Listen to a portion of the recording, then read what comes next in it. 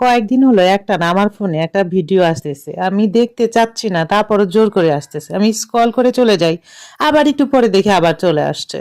ওই যে একটা ম্যাডাম বলছে না যে 20 বছর আগে হচ্ছে ব্রয়লার মুরগি খাইছে, সেই বাসনায় বাসনায় হচ্ছে 20 বছর পার হয়ে গেছে। আবার একটা ভিডিও বলছে না যে এক টিচার যে হচ্ছে তার ছেলে ইলিশ মাছ খেতে চাইছে, সে হচ্ছে বাজার থেকে পাঙ্গাস মাছ এনে খাওয়াইছে। আচ্ছা, এই সমস্ত কথা যারা বলছেন, যে পেশা থেকে বলছেন, আসলে কি এটা বিশ্বাসযোগ্য? বিশ্বাসযোগ্য কিনা আমি জানি না। আমার হাসি পায় এই ধরনের ভিডিও দেখে। আসলে আমাদের অনেক মানুষই তো হচ্ছে কাছের মানুষজন এরকম সেই পেশায় আছে, নিয়োজিত আছে, তো আমরা তো তাদেরকেও দেখি, তাই না? তো এরকম যে হাস্যকর কথাবার্তা বলে, নিজেদেরকে এইভাবে উপস্থাপন করে, সেই বিষয়ে আমি আর কি বলবো।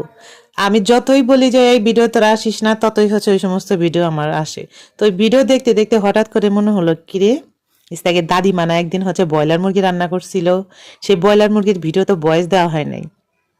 তো এই ভিডিওর কিন্তু ওই ভিডিওর কারণেই হচ্ছে ভয়েসটা দেওয়া, কারণ আমি তো ভুলেই গেছিলাম। তো হঠাৎ করে মনে হলো যে আজকে এই ভিডিওর ভয়েসটা হচ্ছে দেই।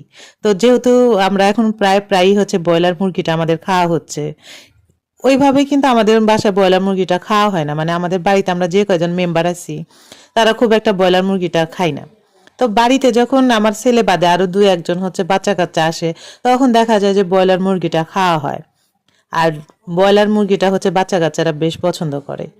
যাই হোক, ব্রয়লার মুরগিটা বিশাল একটা মুরগি ছিল। আজকে রান্না করতেছে, কিন্তু গতকালকেই হচ্ছে আমি আর থেকে দাদিমা বাজারে গিয়ে দোকানে সবচেয়ে বড় হচ্ছে ব্রয়লার মুরগিটা দেখে কিনে নিয়ে আসছি।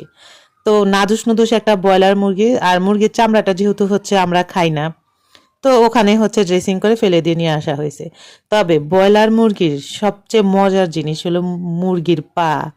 আমি জানি না যে কেউ খাও কিনা, তবে আমার কাছে যে কি ভালো লাগে।